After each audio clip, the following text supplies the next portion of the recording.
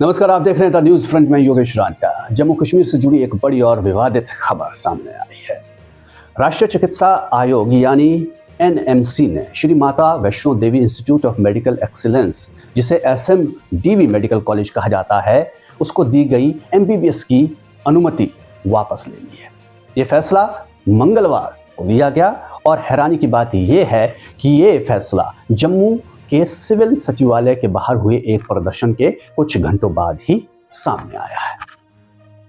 पूरी खबर क्या है, ये हमने पहले भी एक बार इस पर वीडियो बनाया था और बताया था कि कैसे उस मेडिकल कॉलेज में हंगामा करने की कोशिश हो रही है। पहले आपसे गुजारिश है, द न्यूज फ्रंट को सब्सक्राइब नहीं किया है तो सब्सक्राइब कर लीजिए और फेसबुक पर देख रहे हैं तो आप चैनल को फॉलो कर सकते हैं। तो बड़ी सुर्खियों में कुछ महीने पहले ये पूरा मामला रहा था जम्मू के अंदर कि कैसे एक मेडिकल कॉलेज में 50 सीटों पर जो दाखिला हुआ वो विवादों में आ गया या उसे जानबूझकर विवादित बना दिया गया। अब हुआ क्या, दरअसल हाल ही में बने श्री माता वैष्णो देवी संघर्ष समिति ने इस संस्थान में मुस्लिम और अन्य गैर हिंदू छात्रों के दाखिले के खिलाफ प्रदर्शन किया था। इस समिति को भाजपा और हिंदुत्व संगठनों का खुला समर्थन बताया जा रहा है।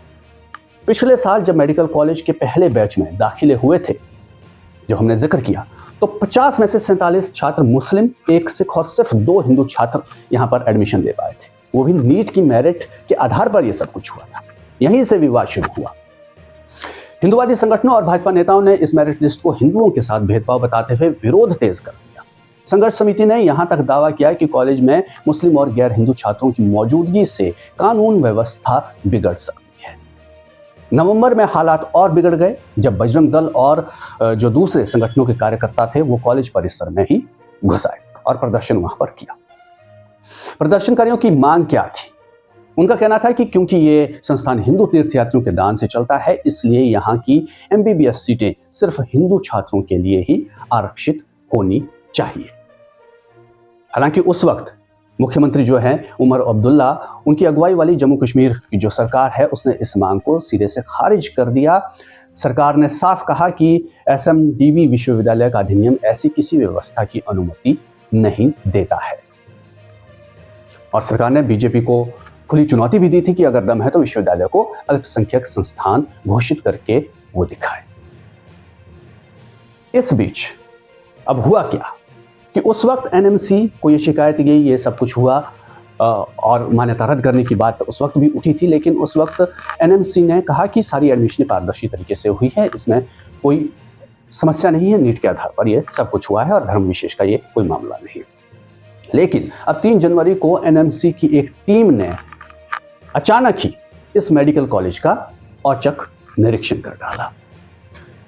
और इधर संघर्ष समिति के जो संयोजक है सुखवीर सिंह मनकोटिया, उन्होंने दावा किया कि यह निरीक्षण उनके अनुरोध पर हुआ है।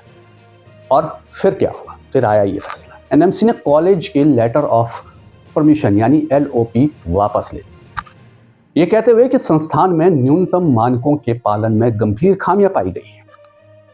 इसके साथ ही आयोग ने आदेश दिया कि इस साल दाखिला ले चुके 50 छात्रों को राज्य के दूसरे सरकारी मेडिकल कॉलेजों में ट्रांसफर किया जाएगा।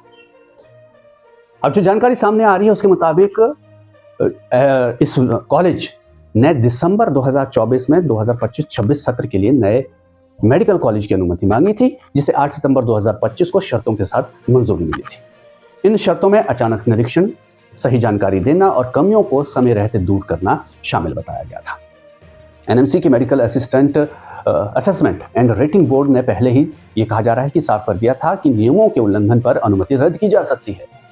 बीजेपी के नेता और उधमपुर के पूर्व विधायक, उधमपुर पूर्व से विधायक आरएस पिठानिया ने एनएमसी के फैसले का उन्होंने स्वागत किया। उन्होंने कहा कि क्वालिटी और क्वांटिटी मानकों को पूरा ना करने के कारण 50 एमबीबीएस की ये सीटें जो है उनकी अनुमति रद्द की गई है। सभी छात्रों को अन्य कॉलेजों में स्थानांतरित किया जाएगा।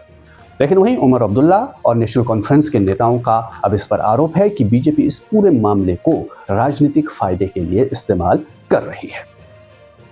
लेकिन अब सवाल यह है कि क्या यह फैसला सिर्फ तकनीकी खामियों के कारण लिया गया है या फिर इसके पीछे राजनीतिक और सांप्रदायिक दबाव भी था, जिस वजह से अब इस कॉलेज की मान्यता रद्द करने का जो है वो फैसला लिया गया है।